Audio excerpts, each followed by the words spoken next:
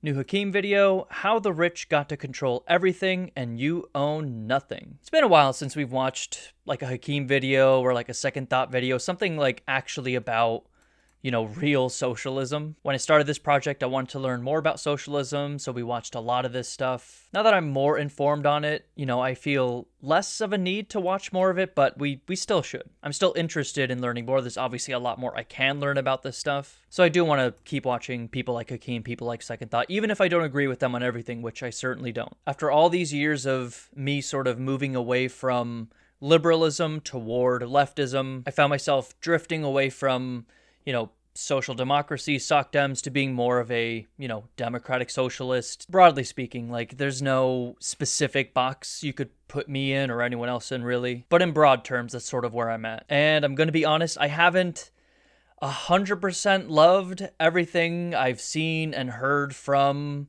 the more Marxist-Leninist, communist, quote-unquote, tanky side of leftism. There's a lot in there that I have bigger disagreements with than with the more democratic socialist sect of leftism, leftist thought. I don't know. I don't want to get too deep into that in my intro for this video.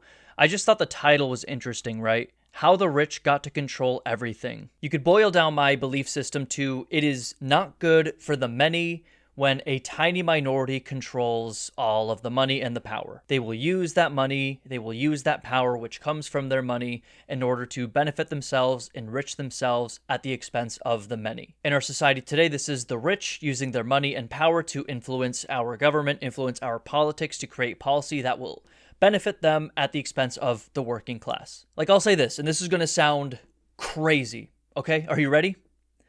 I think leftists focus too much on capitalism, okay? I know that sounds crazy.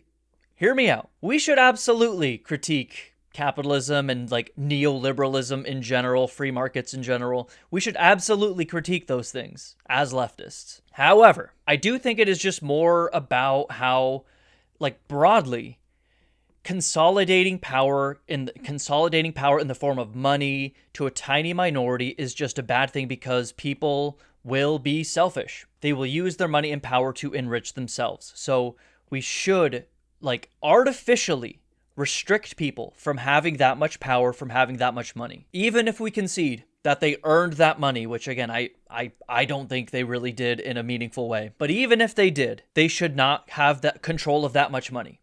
They will use that money to, again, like, bribe our politicians. Just use that money to pull the levers of government to enrich themselves at the expense of the working class. So that's sort of like where my head is. I almost think it is more of like in the anarchist school about like power structure, power dynamics, hierarchy.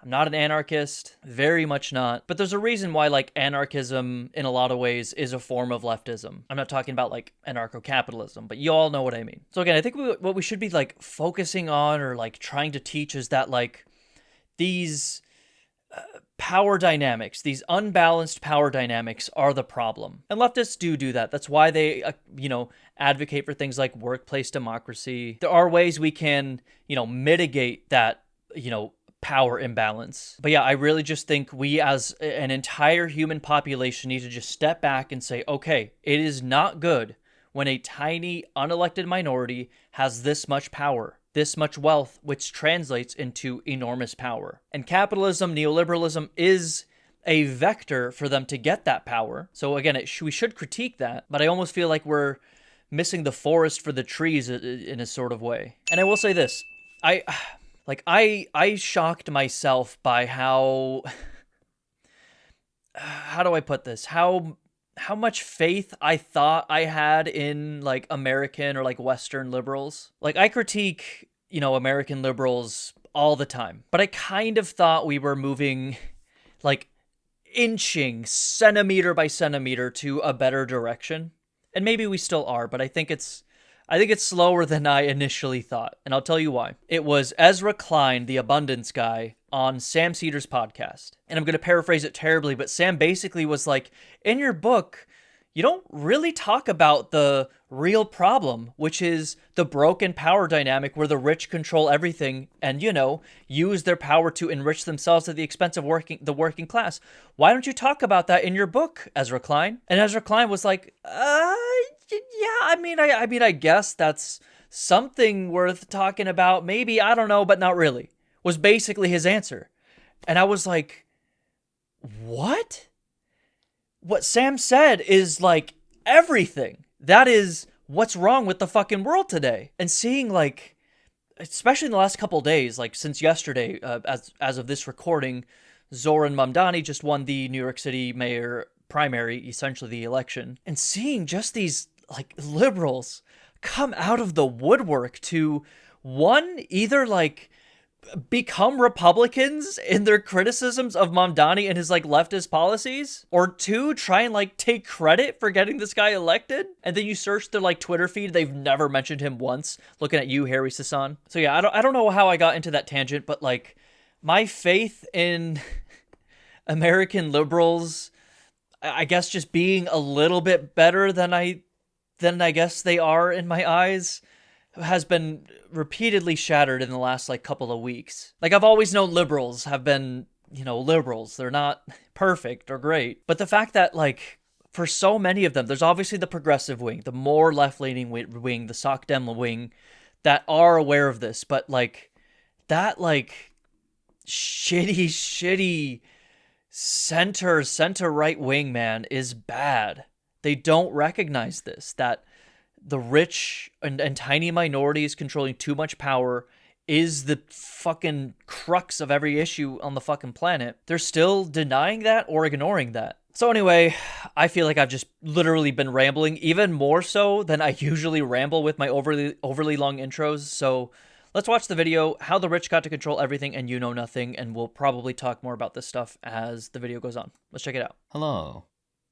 It's no secret that the rich own and control just about everything. But the question is how? What strings do they pull? Does following the money actually lead anywhere? Let's take a look.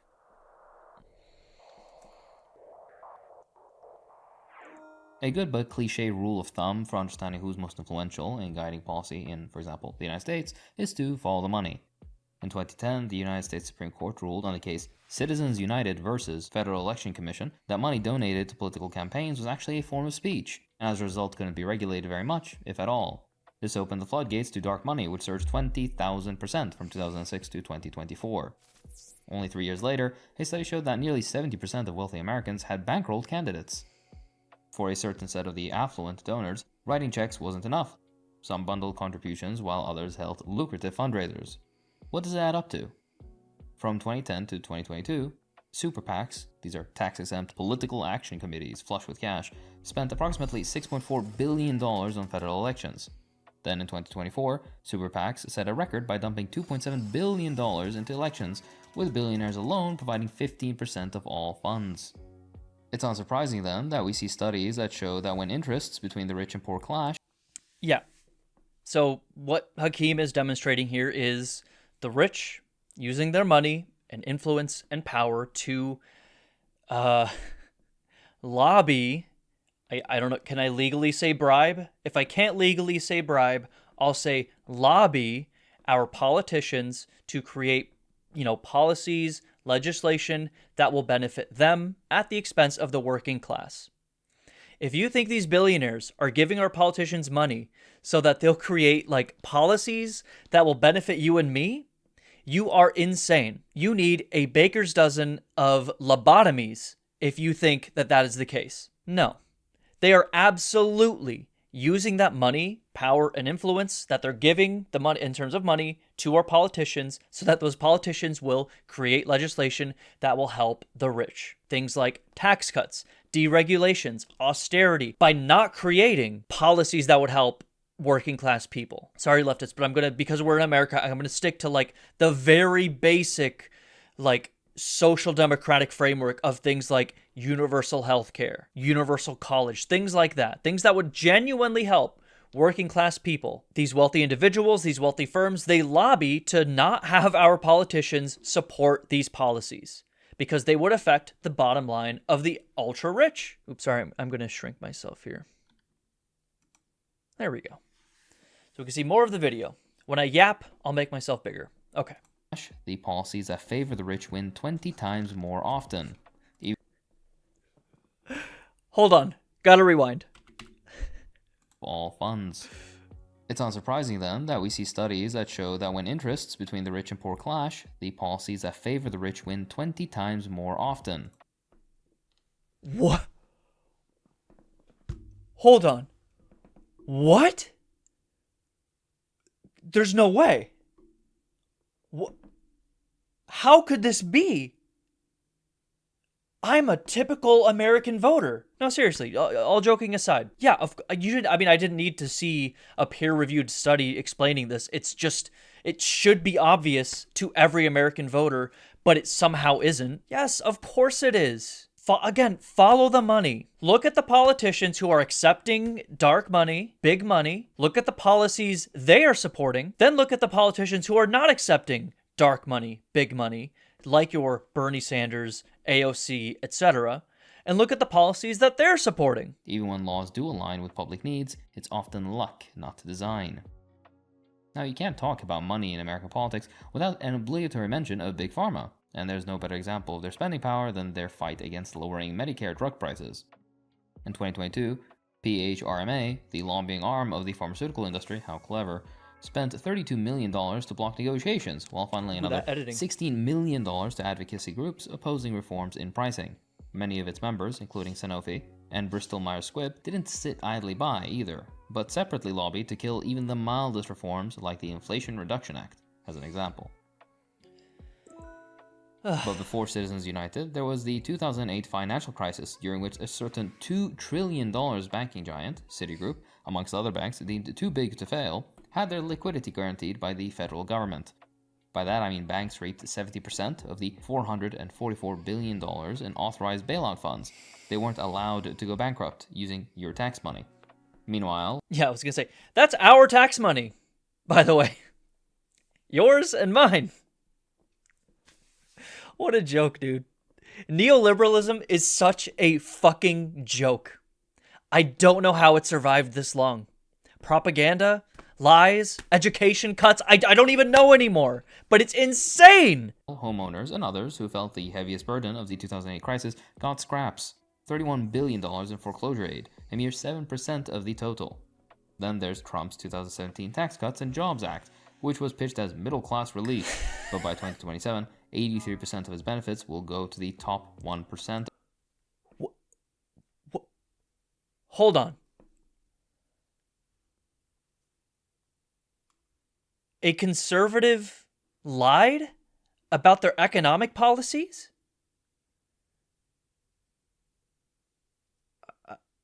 I mean, this has to have been like the first time, right? Like, this is the first time this has happened, or are you saying this has happened a lot of times? Like, pretty much every time we do these massive tax cuts, they overwhelmingly help the ultra rich who end up pocketing it and not reinvesting it in a way that helps the working class? Is that what ends up happening every single time? Not most times. Every single time? It is. Okay. Yeah, maybe this neoliberalism thing is bad. Of households, averaging $1.5 million or more annually, while the bottom 20% of earners face a tax increase, in fact. No wonder why only 34% approve of the law and why 62% of Americans think corporations and the wealthy dodge paying their fair share of taxes. That's crazy. This shows like the crazy disconnect. Like, I've talked about this too. Like, you poll the average American, you remove propaganda and just explain policy in the form of like a poll or a discussion, and people will overwhelmingly, not for everything, but overwhelmingly for like most things, most policy positions, most statements you make, support the more left-leaning statement, the more left-leaning belief. We've talked about this a million times on this show. Here's one example. 62% of Americans, I mean, this was 2017, but, you know, still somewhat relevant, and these numbers still do hold today. At that point, 62% of Americans believe corporations don't pay their fair share. Only 20% said, like, not at all. That's like 80% saying we got to rein in these corporations. Now, the disconnect here is for the Democrats, Democratic primary voters are voting for neoliberals. Some progressives do win. We just saw Zorn win. There is an appetite for it. But overwhelmingly, for the most part, the majority of Democrats elected in, especially the federal government, are neoliberals, the center-right types. Not the types who are going to actually work to, rein these types of problems in. And of course, you have people who vote for Republicans who are significantly worse than even the fucking Democrat neoliberals in terms of like solving these problems. It's so crazy to me, man. This is why I have to say Americans are just clearly not particularly civically literate, not as much as they should be to make informed voting choices. An objective truth, regardless of what polling says. Labor rights reveal a similar divide. Despite 74% of Americans viewing unions as vital for stability, 27 states passed so-called right-to-work laws to cripple union funding.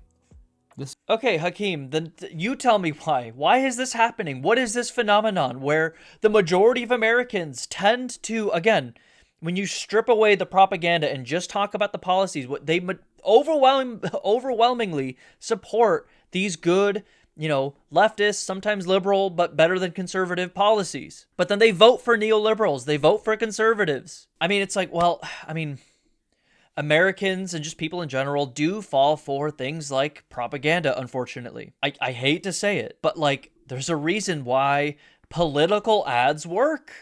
Trump won this last election because there was a political ad about like Kamala Harris is for they, them, or whatever, and Trump is for you, you know what I mean? Despite him obviously having policy positions that are completely antithetical to working class interests. Not that Kamala was much better, but y'all know what I mean. But again, just to keep zooming out, okay, Americans aren't voting for good politicians and good policies because they're falling for propaganda. Who's paying for that propaganda? The ultra-rich.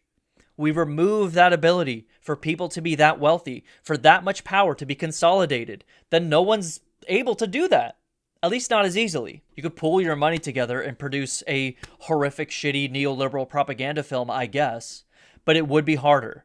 Much harder. So yeah, I think the solution to all of our problems is by not allowing power and money to consolidate like that. I'm not like redistribution, socialist ideas aside, do not allow that much money and power to consolidate.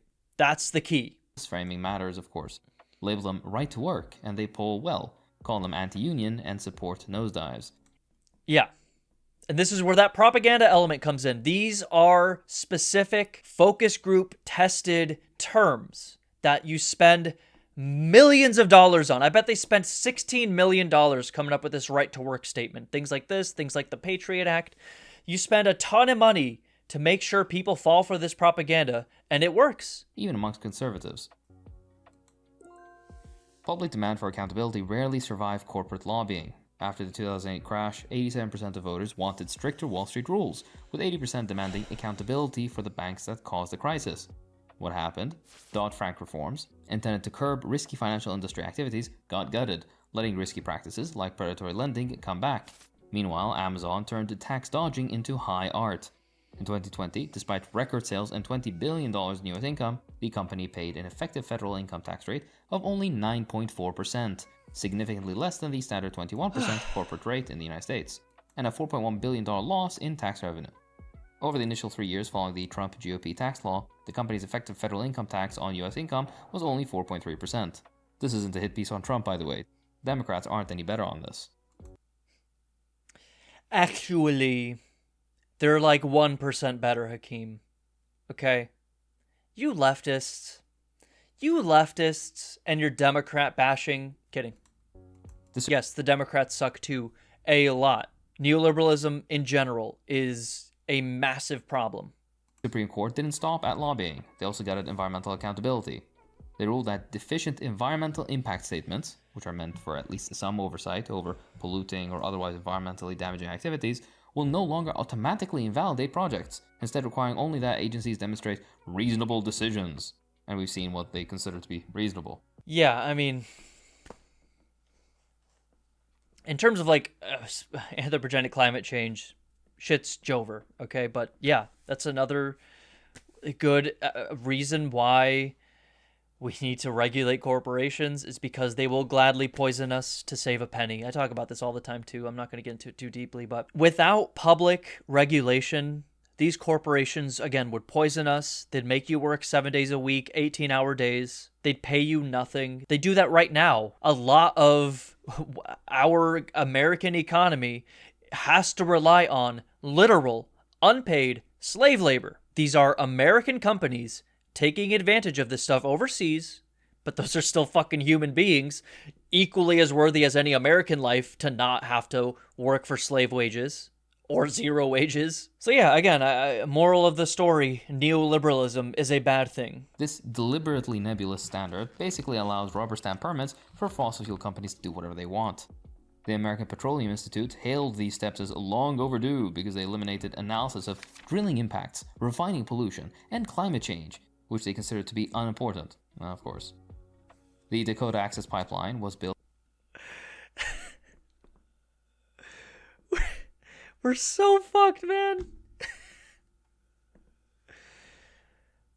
God, dude. You fuckers voting for these dumb piece of shit assholes, man. What a fucking absolute depressing world we live in, man. Obviously, the horrific amounts of human suffering around the world is awful, but, like, this type of shit just endlessly depresses me, man. Built under this framework. The 1,172-mile line moved 570,000 barrels of crude per day and concentrates the gains amongst the small group of producers and royalty owners. To achieve this, the US went back on yet another treaty with Native Americans, specifically the 1851 Fort Laramie Treaty, destroying ancestral burial sites and risking contamination of tribal water sources. Resistance to the buildings of the pipeline was swiftly met with state violence. Police deployed the usual tear gas, rubber bullets, concussion grenades, mace, and water cannons against 400 unarmed protesters, injuring 300 and hospitalizing 26.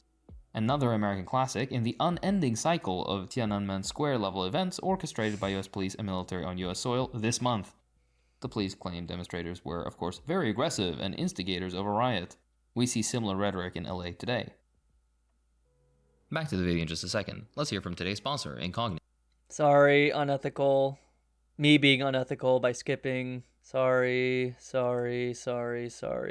Go use this code, everybody. Support Hakeem, but sorry. In Germany, those who do not own means of production and their families pay a 43% effective tax rate, nearly double the 26% rate for billionaires. This disparity isn't random. While wages, the primary income source for workers, face steep taxes, the ultra-wealthy profit from investments taxed at lower rates, a system that rewards capital over labor. Germany's 1997 abolition of the wealth tax left only real property taxes, which ignores household debt and primarily targets homeowners, disproportionately burdening working people while shielding billionaires with diversified financial portfolios. Dynastic wealth thrives here. 70% of billionaire fortunes stem from inheritance and gifts. Where states under 500,000 euros face effective tax rates exceeding 10%, those over 20 million euros pay just 1.8%. This means that wealth passes through generations untaxed, amongst the wealthy at least, while workers bear the brunt of public funding, on top of the exploitation they face during their day-to-day jobs.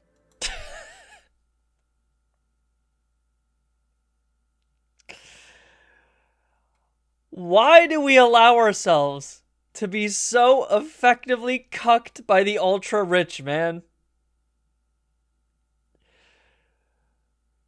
God! What a depressing state of affairs. The ultra-wealthy exploit holding companies to avoid personal income taxes on dividends and indefinitely defer capital gains by refusing to sell shares. When domestic rules tighten, profits vanish into low-tax jurisdictions. 15 billion euros in Amazon's case shoved through Luxembourg subsidiaries as vague external expenses to erase taxable income.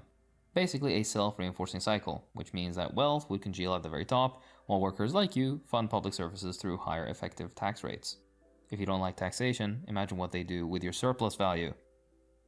The auto industry in Germany is a great example of how capital writes the rules so they don't... Okay, hang on, what was that? Worker's daily wage, $160, contributes $500 worth of productivity, extracts $340 from each worker each day, contributes nothing but the ownership and investment in the means of production from which they profit. I mean, it's a bit of an oversimplification. Like, these numbers sort of came out of nowhere, but it's a solid, demonstration of, the issues with capitalism and neoliberalism as a socioeconomic system in general. So I'm not saying it's necessarily like bad or wrong. It's just contextless and just flashes for like a second. So anyway. Value. The auto industry in Germany is a great example of how capital writes the rules so they don't need to break them. Responsible for 90% of Germany's emissions, car giants, led by BMW, spent over 10 million euros annually lobbying against stringent climate policies, advocating delayed emission timelines while touting net zero PR campaigns. BMW CEO also chairs the European Auto Lobby, while Daimler CEO vice chairs Germany's Automotive Association. How convenient. This ensures regulations favor voluntary commitments over legally binding cuts, which is just, well, a loophole. The UK is similarly unbalanced. A full third of global corporate tax abuse flows through the UK and its offshore networks, draining £7.5 billion annually from public coffers. A landmark 2011 study found that of the FTSE 100, 98 companies use tax havens, costing developing countries I didn't turn on 1.25 speed. I'm the worst, whatever you want to call this, but sorry. times more than annual aid receipts, a gap that undermines self-reliance and perpetuates poverty. Amazon's 2021 UK tax filing shows 51 billion euros in revenue routed through Luxembourg branches, with 15 billion deducted as opaque external expenses to declare losses and pay zero UK corporate tax. Its UK subsidiaries reported profits that should have triggered £51 million in taxes, but loopholes slashed that so much that it left an estimated £308 million on the table.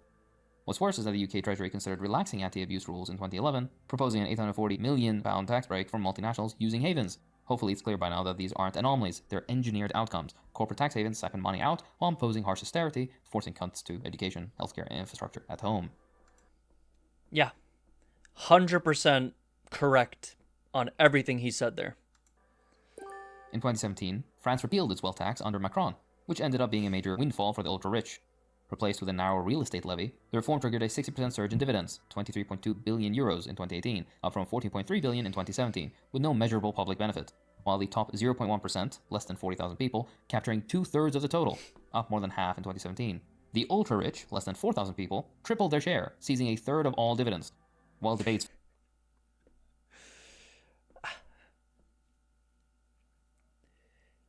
I mean, yeah, liberals are awful too. I mean, look, talking about France and like Macron and Le Pen, look, Le Pen would have been worse, but like, yeah, liberals are really bad too. I hate to turn this into that conversation, but like this is completely separate from what Hakeem's talking about here. But as bad as Macron obviously was and is, someone like Le Pen would be, considerably worse, materially worse, noticeably worse. I don't know what my ultimate point here is. Like, out of one side of my mouth, I'm criticizing, like, hating on liberals. Out of the other side, I'm saying, well, guys, the alternative is actually, like, genuinely worse, unfortunately. Yes, I want a true leftist alternative to liberals, but, like, dude, the modern day conservative movement, okay, there's nothing to do with anything Hakeem's talking about here at this point, but the modern day conservative movement is so batshit, so crazy, that you have someone like me going, guys, I hate to say it, but if we're not gonna vote for leftists, we gotta not allow these psychopathic conservatives like Le Pen, like Trump, from being in office. As bad as the liberals are, which they're very bad, as Hakeem is demonstrating here. Again, random tangent. Feel free to disagree with me in the comments, leftists. I know you will. And I'm not saying, your arguments don't hold any merit. But what I guess I am saying is, like, my stance is both sides are bad, but both sides are not the same. Like, both sides are very bad. But there is a difference between very bad and very, very, very, very bad. And I guess where I disagree with some, like, obviously many leftists is, like, I'm not saying liberals are good, but I don't think that the gap between, like, liberals and the modern right, like, conservative movement is as close as some leftists think. They're both past the line of bad, but one is, I think, unfortunately, significantly worse. So really the only place that this comes up is like in like general elections. Looking at like American politics, like I think we should vote for the progressive option, the leftist option in primaries, but like in a general election, if I need to prevent an absolute fucking psychopath like Donald Trump from getting elected, I do think there is a difference, a material difference in preventing him from getting elected and some fucking shitty ass liberal getting elected instead. I think there is a genuine difference. I know leftists are rolling their eyes and I get it. And I cannot explain to you how much it really, really, really fucking kills me to say those words out loud. But to be frank, to be 100% frank, I think if you see someone like, Le Pen or Trump as the same as someone like a Joe Biden or Kamala Harris and like a Macron, you're probably not following these people close enough. There's some naivete one of us have. As of right now, I clearly don't think it's me, because otherwise I would agree with y'all more. But I do agree that we should, get actual, real leftists, progressives in power versus these liberals. And again, New York City did a perfect job yesterday by electing Zoran Mamdani above, Governor Cuomo, which I've seen leftists complain about on Twitter. Leftists are complaining about Zoran Mamdani. And it's like, I mean, I know those are like anecdotes, those are like individuals, but like they're getting thousands of likes and shit. Like there is a certain sect of the leftist movement that just, again, like we have clearly a similar vision on, like what would be good for the world and just the working class in general in terms of like workplace democracy and like social benefits and whatnot. But like getting there's a clear disconnect. I think someone like Zoran Mamdani winning the election is a great thing that anyone on the left should be incredibly happy about. Okay, I went down like 4 tangents. Let's keep watching. Fixated on whether they'd invest gains or hoard them, they chose the latter, of course. Yeah. That last little statement. Whether are they going to invest gains or hoard them? They're going to hoard them every fucking time. This has been demonstrated again and again as well. Or if they do invest, as I've talked about before, if they do quote unquote invest, it is just in a way to like circulate that money among themselves and make themselves more rich and powerful. Not in a way that benefits the working class, period. Despite claims that the policy would curb tax exile or loopholes, data shows the opposite. The wealthiest 0.1% grew 25% richer post-reform, while Macron's regime struggled to track whether the windfall fueled productive investment or speculative hoarding. Greece's post-2008 austerity regime exposed the human cost of creditor-first policies. The troika of IMF, ECB, and EU demanded pension cuts averaging 40%, a retirement age high. Yeah, I mean, how the rich got to control. The answer to this is neoliberalism. Neoliberalism. Neoliberalism is how the rich got to control everything. Done. This video could have been 1 second long. Hakeem looking at his microphone and saying, neoliberalism. Anyway. Hike to 67 and a €3 billion cut to health spending in exchange for bailout money. Even though 75% of Greeks opposed these measures, with bond markets closed and interest rates soaring, the government capitulated. Youth unemployment hit 30%. Riots erupted in Athens, and public trust collapsed as pensions, a lifeline for retirees, were halved overnight. The so-called rescue prioritized debt repayment over societal services. $3 billion in health cuts left hospitals understaffed, while those pension reductions pushed elderly Greeks into further poverty. Austerity here was just another way to transfer the burden of the crisis from lenders to citizens, privatizing risk but socializing losses. Yeah, and austerity is definitely on the you have the central nexus and you have branches of issues stemming from neoliberalism. Austerity is definitely one of them, right? Cutting social benefits in order to just give the rich more money, ultimately, right? The Troika later admitted its demands were excessively harsh, yet by then Greece's economy had already contracted by 25%. In Bolivia, the 2000 water war is a good cautionary tale of neoliberal extraction. Under Law 2029, Aguas de Tunari, a Bechtel subsidiary, gained exclusive rights to water distribution, enabling to seize existing community networks. With this new near monopoly on water, the private company went on to impose price hikes that reached 300% in some areas. Bills inflated usage claims to 20 cubic meters per person monthly, an impossible amount given neighborhoods only had 2 hours of access daily. It forced teachers and pensioners earning a mere $80 a month to spend a third of their income on water. A third. The law's dollar index rates ensured profits for foreign corporations while criminalizing the communal water system, which served 40% of Cochabamba's population. Of course, as people fought for access to their water, the state escalated to violence. Soldiers trained at the U.S. School of the Americas killed a 17-year-old child named Victor Hugo Daza. The courts acquitted his murderer, U.S. Captain Robinson Iriarte, and reinstated him to active duty. Officials declared martial law, raided activist homes, and falsely accused protesters of drug trafficking. After 8 days of highway barricades and urban clashes involving 100,000 protesters, the government annulled the contract and amended Law 2029 to protect communal water rights. A transitional board, comprising grassroots groups, municipal officials, and union workers, was established to oversee the water system, a fragile compromise. Let's fucking go, dude. God. The working class need to get their scraps by the sheer will of their blood, sweat, and tears, and it sucks.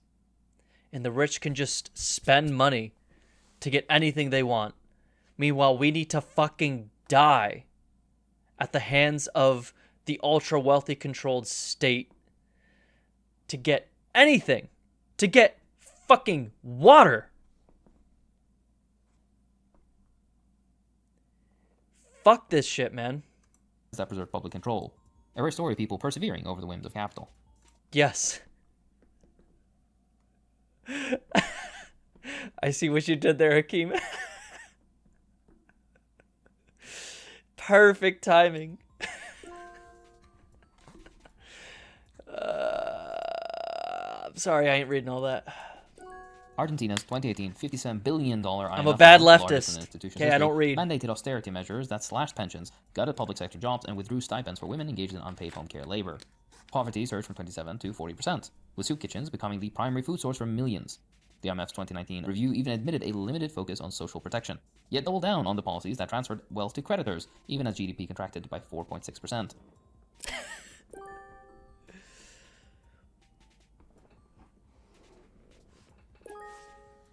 Okay, I want to read these. Why aren't you just reading them? Read them, Hakeem. You gonna make me read them? Okay, we'll read Chile's here, and it'll make up for me not reading the other ones. Chile's 2019 uprising began with what sounds at first blush like absolute nonsense, a 4-cent metro fare hike. But when you examine the context, it's easy to see why this caused a nationwide reckoning with Pinochet's 1980 constitution, which privatized water, pensions, healthcare, and just about everything not nailed down. Within days, 100,000 protesters occupied Valparaiso's streets, clashing with soldiers deployed under a state emergency, a tactic not seen since the dictatorship. The movements laid bare systemic inequality. 50% of workers earned under $550 a month, while the richest 1% hoarded 33% of national wealth per UN data. The protests forced a constitutional assembly with gender parity and 17 seats reserved for indigenous groups, tasked with drafting guarantees to housing, healthcare, and clean water. Let's go, dude. This is why organized movements fucking work. I mean, you can look at it in the US. You think you have your minimum wage, your 5-day work week, your weekends, your lack of child labor because like companies and corporations and the capital owners were like, gosh, you know, we're making too much money by exploiting our workers and forcing children to work. Like, let's stop doing that. Let's give people more days off. Let's, as the capital owning class, let's all get together in a big room and go, guys, we should give our employees a couple of days off per week, right? And they all said, yes, we are the capital owners and we care about our employees and the working class in general. That is how it happened, right? No. People got in the streets. They fought, they lobbied their politicians, they protested, they organized, they died for this shit. Over 9 months, delegates proposed 388 articles, including rights to abortion, free speech, and environmental protections rights Pinochet's regime had stripped. Did the U.S. have something to do with Pinochet's regime? Did we have something to do with that? You should look that up. All this horrible stuff that happened to Chile. Did we have something to do with that? It's a big maybe we'll never know. Maybe it's one of those grand mysteries we'll never know. Despite all of this work, the draft was rejected in 2022 after elites weaponized misinformation and right-leaning delegates to deliberately undermine the process designed to dismantle neoliberalism's legal status. So this is what I was talking about earlier. Like, This is how they do it. They weaponize misinformation and right-leaning delegates and stuff. Like, that is what's happening in the US. That is why we're having the problems that we're having in the US. These wealthy interests weaponizing misinformation and propaganda to turn American voters who otherwise want these leftist and otherwise progressive policies into people who will vote for conservatives and liberals and neoliberalism in general. It's so depressing to just watch it, like, I don't want to say from the outside because I live in this fucking country, but like watching it happen in real time and just like, I can't fucking do anything about it. I just want to grab every American and shake them and be like, what the fuck are you doing? Look at what's going on. Anyway, critics called it unworkable, but as one delegate argued, it sought to prioritize, quote, the needs of the population, not mercantile logic. This isn't about 30 pesos, it's about 30 years. A slogan that effectively explains that it's not so much about the money that is the problem, but the fact that they have unaccountable power and have done for 30 years to do it in the first place. And again, this is everything to me. Having unaccountable power, again, sort of funneled into tiny minorities, that's the problem. That's what we need to prevent, and that'll help with almost everything wrong with the fucking world today. In India, inequality appears specifically engineered. The richest 1% own 40% of the nation's wealth, while the bottom 50% barely survive, splitting 3% of the wealth. Oxfam's 2023 report laid bare some startling facts, like how a 5% tax on India's 10 richest individuals alone could fund universal education for every child in the country of over 1 billion people. Let's reduce that more and look at only Gautam Adani, a one-time tax on his... And they would still be rich. That's the problem, man. Like, okay, I'm sorry, leftists, but fuck it. I'm saying it. I'm sorry. In advance. I'm sorry. We could have, like, these basic universal social programs, a social democracy, and the rich could still be rich. Like, I'm talking to, like, you know, the liberals and the pro-neoliberalism people, the conservatives too. One of the lies that we're fed by, you know, the people who are feeding us propaganda, the ultra-wealthy, etc., is that, look, you leftists and your good ideas, they're pie in the sky. Universal health care? You think we could afford that in the US? You think we could afford universal college? And it's like, yes. You look at the actual fucking numbers, we could.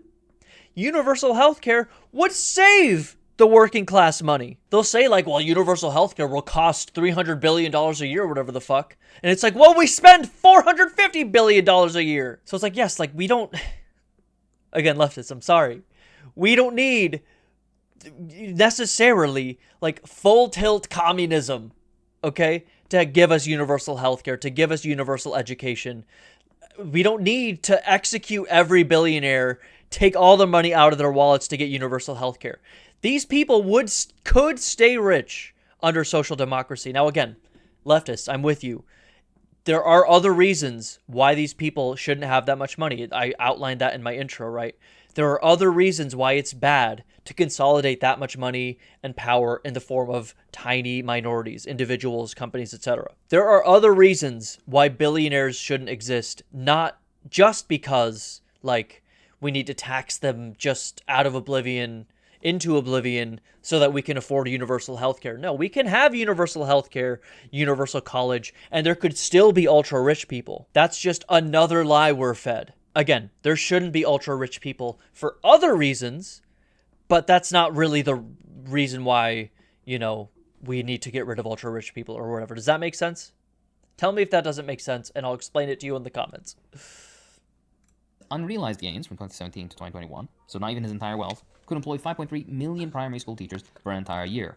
Yet when Modi's government pushed 2020 farm laws to privatize agriculture, a sector employing 60% of India's workforce, they saw the trap. The law scrapped guaranteed crop prices, handing corporations control over pricing and distribution, threatening millions already drowning in debt. The farmers revolted. In November 2020, hundreds of thousands marched to Delhi, facing police barricades, tear gas, and water cannons. They set up protest camps along highways, both winters and summers, and by February 2021, tensions exploded as protesters stormed the Red Fort. After 18 months of resistance, Modi backed down and repealed the laws in November 2021. A rare retreat for a regime notorious for bulldozing dissent.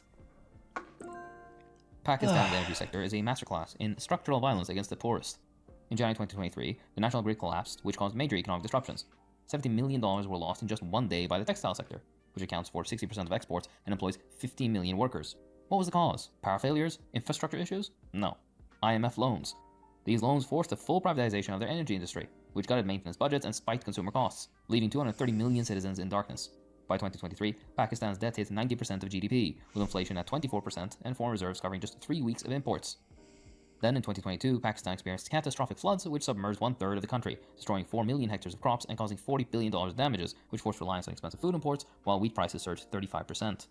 When the IMF demanded subsidy cuts, rural families faced soaring bread prices and blackouts lasting 18 hours a day. This is structural violence, which the Pakistani people had no power to effect, much like their Indian counterparts. You're gonna make me do more reading?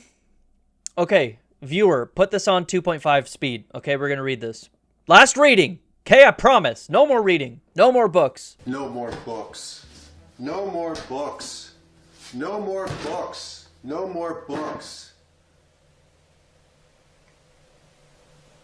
Nigeria's 2023 fuel subsidy removal sparked riots. No surprise when 63% of Nigerians, 133 million people, live in what one study calls multidimensional poverty, deprived of clean water, healthcare, and education. The math is brutal. Subsidies cost $4.5 billion annually, but the World Bank demanded cuts to shrink a deficit worsened by $40 billion in flood damage. For already struggling families, it meant transport fares tripling overnight with a travel stipend of 5,000 Nigerian currency per month, covering less than a week's commute. The North-South divide deepens the crisis. 65% of the poor, 86 million, live in the North, where droughts, insurgencies, and crumbling infrastructure compound the inhumane deprivation. Meanwhile, Nigeria's richest 0.003% hold 1.4 times more wealth than 107 million citizens, a perverse reality where only 3 billionaires have the wealth of half the population, a disparity laundered as economic growth. Yeah, we got that here too, in America. On to the Congo's cobalt mines. They power your phone, your computer, your electric car if you have one, and of course corporate greed. In November 2016, soldiers torched Mukumbi village to clear land for Chemaf resources, burning homes and beating residents who resisted. One of the victims of the senseless violence was a 2-year-old girl who suffered life-altering burns. In 2011, Swiss courts later fined the company Glencore $150 million for bribing Congolese officials to secure mining rights, mere count change compared to its $8 billion in annual cobalt profits. Glencore's hypocrisy runs much deeper, though. While pledging to become net zero, it lobbied to gut the EU's carbon border adjustment mechanism, which is taxing carbon-heavy imports, and Australia's safeguard mechanisms reform, capping industrial emissions, policies critical to curbing climate collapse. ExxonMobil and Stellantis joined the charade with the former lobbying against US power plant rules, the latter against the EU's 2035 petrol car ban, all while touting climate pledges and progress, proving such claims and promises from corporate to be just PR. How nice it must be to bribe officials to secure mining rights and resources for pennies, stealing wealth from the Congolese people, only to get away with it or be given a slap on the wrist. The game is rigged and not in your favor. The logic of capitalism dictates that you use capital to your advantage, to gain the advantage that keeps you at the top. Otherwise, the competition eats you alive. There's no other way. The market favors profits and nothing else, and will use all resources and means to make sure its interests are served. This means dodging taxes, controlling governments through bribes or lobbying, maximizing climate change or only pretending to do something about it, supporting genocide, you name it. It's a barbaric system. One that Okay. Pro-neoliberal, pro-capitalist people, refute that. Okay? Refute what he just said. I'm begging you. You will convert me into a neoliberalism. You will convert me into a neoliberal if you could refute what he just said, which was 100% actual factual reality. He's 100% right there. The ultra-rich, the capital owners, they will use these levers to make themselves richer, to make themselves more powerful. Dude, here's another thing that just like blows my mind, okay, that I see in my comment section. I see on Twitter, I see all over. A thing conservatives believe, many conservatives, I don't say every single one, but many conservatives believe this, unironically, okay? Brace yourselves, leftists, okay? Many conservatives unironically believe that the ultra-rich, people like Elon Musk, don't want more money. Like, for real. There are people who literally think that rich people don't want more money. How can you be so utterly deluded to think of such a thing? It's like, how are they that rich in the first place? You know what I mean? A stunning disconnection from reality. The idea that someone like Elon Musk or any billionaire, Jeff Bezos, the idea that they don't want more money in their pockets, that they're doing what they're doing as a form of altruism, that they're exploiting the world via neoliberalism in a way to try to make the world a better place, to try and improve the socioeconomic conditions of the global working class? Are you fucking kidding me? No, there are lots of conservatives who believe this. I don't think anyone who would identify as a liberal would believe this. Obviously, there's a lot of overlap in like neoliberalism between liberals and conservatives, but like this idea that like the ultra rich millionaires and billionaires just don't want more money and are doing the things they're doing for other reasons is insane and incredibly prevalent in modern conservatism. That insults the intelligence of any moral human being. A better world is possible. That's for this time. If you enjoy what I do, then please consider supporting me on Patreon. It really does help. Yeah, this was a good video. I'm gonna publicly give it a like. I see Hakeem, I think when I started watching Hakeem, he had like under 100k subscribers. This video felt more second thought-like, to where it was more accessible than some of Hakeem's earlier stuff. Something that like I think a typical liberal could watch and get something out of, right? Whereas, you know, you go full tanky and you will turn some people off, you know. Don't want to speak for myself, but, you know, there is that element, right? And there is that disconnect with, like, again, like democratic socialists and tankies. I do think there is a disconnect where I think we both sort of recognize the problem, right? In this case, neoliberalism, broken power dynamics, accumulation of power. We can recognize that these are the problems. These are the root of the problems. But the solution is where things start to get kind of hairy. Like Hakeem will look at these problems that he described here and go, okay, well, obviously we need, you know, a global Marxist-Leninist revolution or something, and we have to install a vanguard party to control everything as we move towards socialism. Maybe I haven't read enough theory, but that just does not add up to me.